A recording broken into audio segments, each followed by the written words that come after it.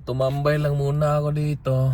Magandang pagtambayan ngayon itong gas station kasi feeling social ka dito pag tumambay ka dito sa gas station, guys. Kasi sa mahal ng presyo ng mga gas ngayon. So ito yung pinaka social na lugar ngayon sa sa na pwede mong mapagtambayan. Hello, good morning, good afternoon, good evening, boys and girls from YouTube. Perfect. Today, welcome to our next video. Ako ng usual, guys. Punta ako ng gym. Tubig, energy, ano to? Energy drink. Pero ano tong energy drink na to? Parang 0 calories na energy drink na ano daw, fat burning na energy drink at the same time. Tapos ano siya, electrolyte. Yeah. So ito yung parang katumbas ng Gatorade Zero, pero nagbibigay talaga ito ng karagdagang energy. So tapos itong nasa Ziploc, guys, pang recovery protein powder, para mamaya ubusin ko tong electrolyte tapos ilalagay ko tong protein powder dito. So tapos lalagyan ko na ng tubig. Maraming tubig tong laman dito. So yan, guys, punta lang ako dyan, pero magdadrive pa rin ako kasi para diretso na mamaya sa pagsundo ng mga bata.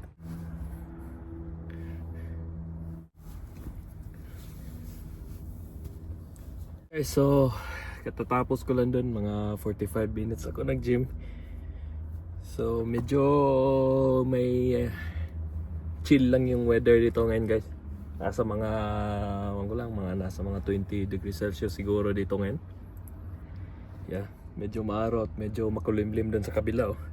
Parang medyo nagigain ako ng weight ngayon, no. Kasi duda ko kasi nung weekend, bumisita dito yung pinsan ko galing Florida, kasama yung asawa niya at yung anak niya.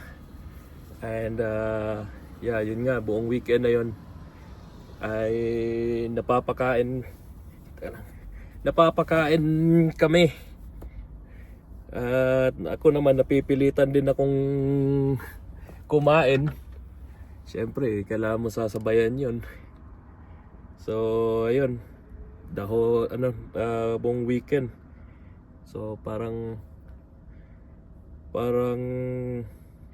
yun nga, pakiramdam ko nagigain ako ng weight. So parang 3 kilos yata yung nagain ko doon from weekend hanggang ngayon. So ngayon doble kayod. So ngayon, guys, ay oras na ba? 2:44 na ng hapon. Dito ay pupunta na ako doon, magsusundo ng mga bata. Oh, guys, naririnig nyo ba ako? Gumagamit ako ng headset. Ewan ko lang kung nagagamit to bilang headphone or microphone. So ngayon ay susundo lang ako sa mga bata. And ayan, bahala na ako pagkatapos galing doon. Yeah, mauwi lang din kami galing doon. Uwi lang kami dito at mag-aahatid na naman kay Mrs. sa work. Ayun lang. Ganyan na talaga yung ikot ng buhay dito pag wala kang trabaho. Ikaw yung driver, ikaw yung tagaluto, ikaw yung taga-sundo. Hatid sundo ng mga bata, hatid sundo ni Mrs. Yan, luluto, konting linis-linis. Ito, guys, isa't kalahating scoop ng protein powder. Nalagay ko lang dito to.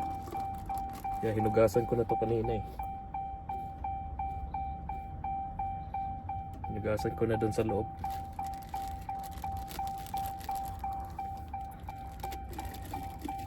Yan.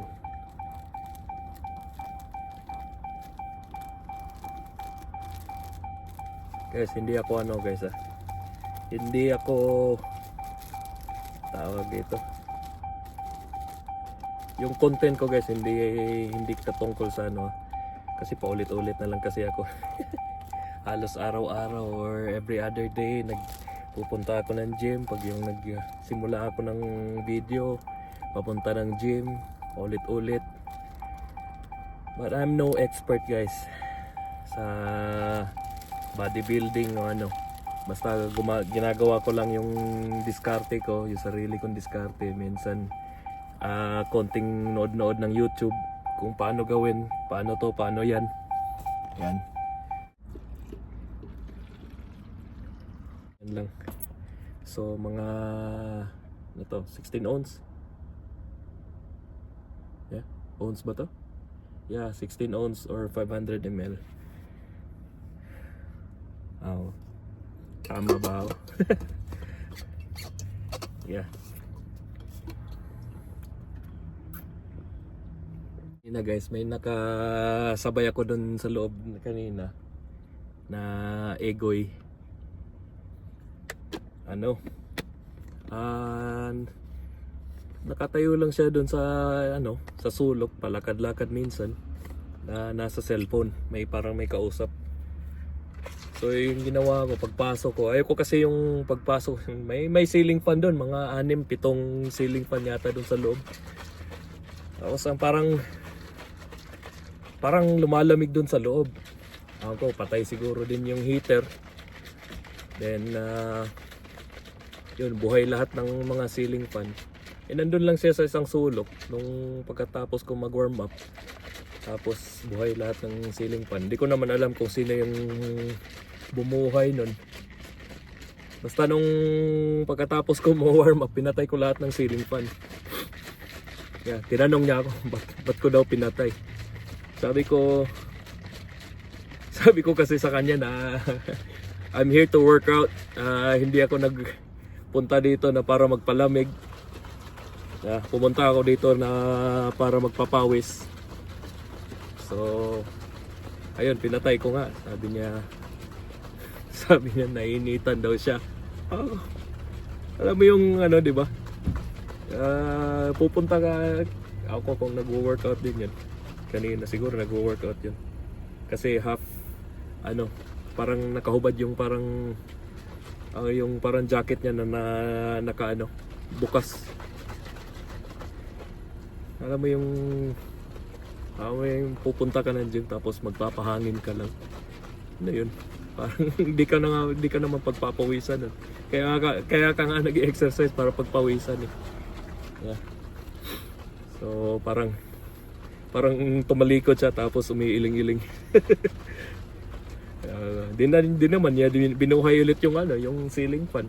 I don't mind kung bubuhayin niya yun o hindi.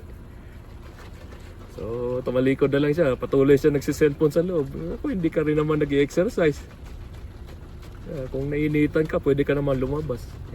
Nagsi-cellphone ka lang din naman. Ko ba? So yeah. Yan, natapos ko lang. Nagpo 45 minutes lang ako rin sa loob. 45 minutes workout. Ayan. Ayan, so ako ay bebiyahe na. So nandito lang ako sa sa isang gas station, few minutes away lang dun sa bahay ng kapatid ko. So tumambay lang muna ako dito kasi mga 3:10. Then mga na lang.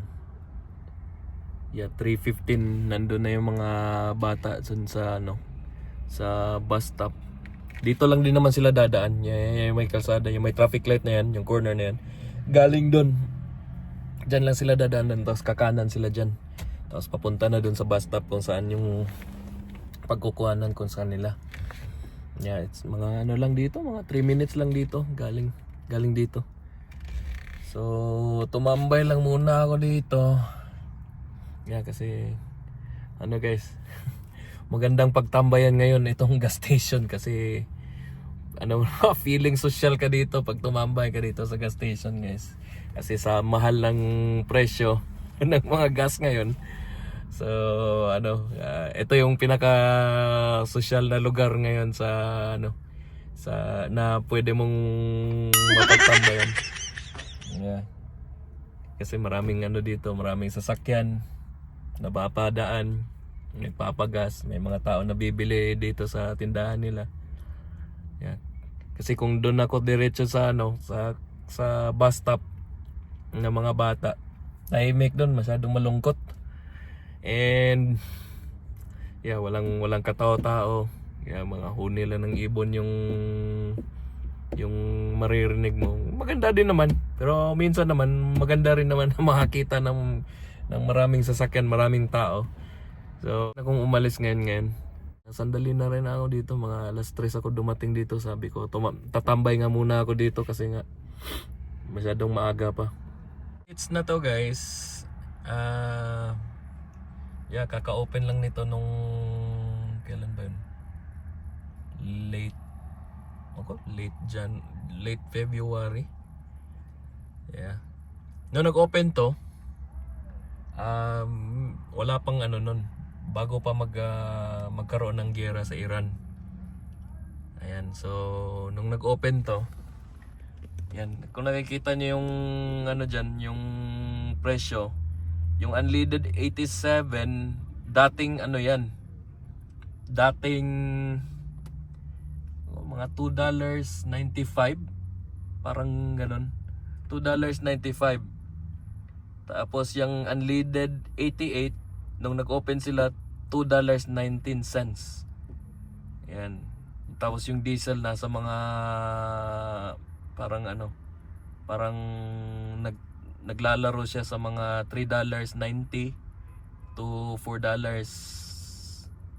parang ganun. Yeah, mahal nga naman talaga yung diesel kaysa sa mga regular gas. So, yung unleaded 88, yun yung laging kong ano, yan yung lagi kong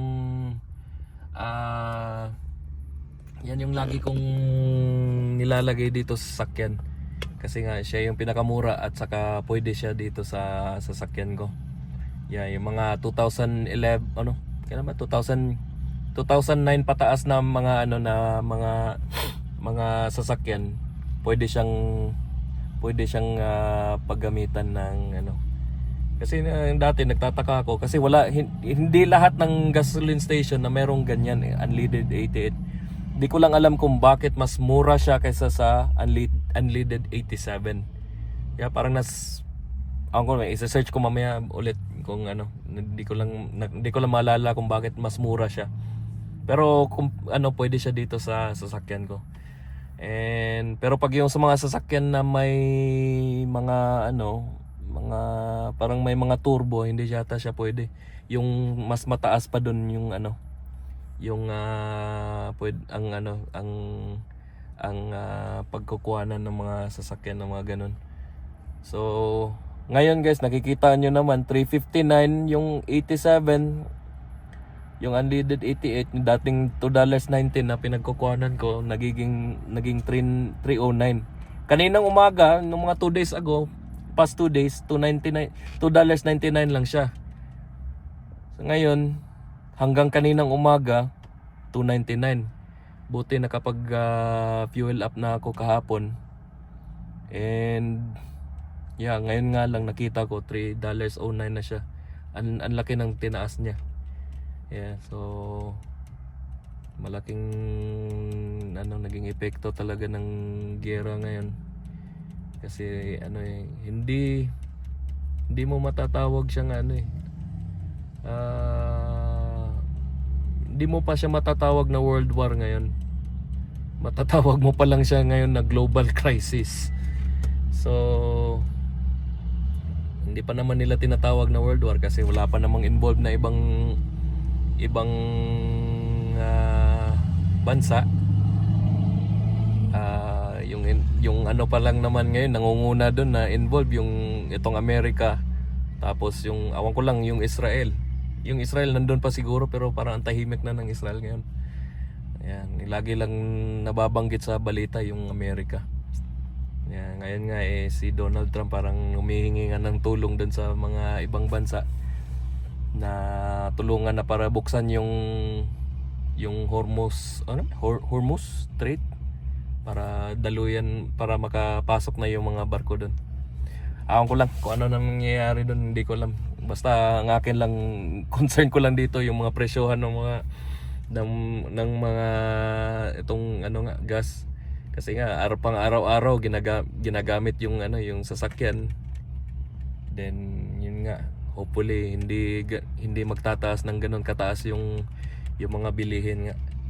kasi nga maraming maapektuhan kasi mas marami yung middle class na mga tao kaysa sa mga mayayaman talaga. Yung mga mayayaman minsan nga nagrereklamo na yung mga mayayaman, paano na lang kaya itong mga middle class at saka yung mas mababa pa. Ayan guys, so 3:17, kailangan ko na sigurong umalis. Nandito ako sa school ng mga bata kasi yung pangalawa kong anak na si Chelsea, akala ko nakauwi. Hindi siya nakauwi dahil meron pala silang extra day ngayon. Ngayon pala ay Thursday. Meron pala silang extra day na practice ng nila, ng yung stage play nila. Tapos andito nga ako ngayon nakapila. Ayan. Nakapila para sunduin. Yung mga nakapila dyan, nagsusundo rin ng mga anak nila yan na nakasali dun sa stage play. Kasi malapit na yung stage play nila, March 26 na yung stage play nila, kaya siguro nagdo-double time sila ng pagpa-practice. Dahil nga maraming araw na nawala din sa kanila dahil nga sa severe weather, tulad nung nagkaroon ng snow. 2 linggo silang nawala. 2 araw din yung nawala sa kanila na sa imbis na mag-practice sila ng mga time na yon. So habang nakapila dito ngayon, binubuksan ko lang yung bintana, medyo malamig pa naman yung hangin. So para hindi aksaya sa gas. Yun nga, nakita nyo naman kung gaano nakamahal ng ngayon, kung gaano nakamahal yung gas ngayon. So dito lang ako naghihintay, nakapatay yung makina. Yung iba nakabuhay pa rin yung makina ng iba kasi yung iba sa kanila hybrid yung sasakyan. Ito sasakyan ko hindi hybrid eh. So habang naghihintay dito, nakapatay yung makina, kapatay lang yung makina, and then doon ko lang ito bubuhayin pag nagtatawag na yung mga teacher na nandito na yung mga sundo nyo. And yeah, so yun lang. Ngayon mapapaisip-isip ka na nagsisitaasan na yung presyo ng gas. Every time na mapapahinto ka sa mga ganito na pila, na alam mo naman na matagal pa yung galaw, yung paggalaw ng dito ngayon. Katulad nito ngayon. Siyempre, papatayin mo lang muna yung makina para hindi aksaya sa gas. Gas na hindi mo ginagamit. Yeah, so guys, so hopefully na babalik pa tong lahat sa normal na presyo. Bababa man lang siya bumaba man lang siya doon kung yung sa normal na presyo na nung time na hindi pa nagsimula yung giyera. Ayan, so maghihintay lang ako dito guys, and yeah, see you sa next videos at salamat sa panonood. Peace.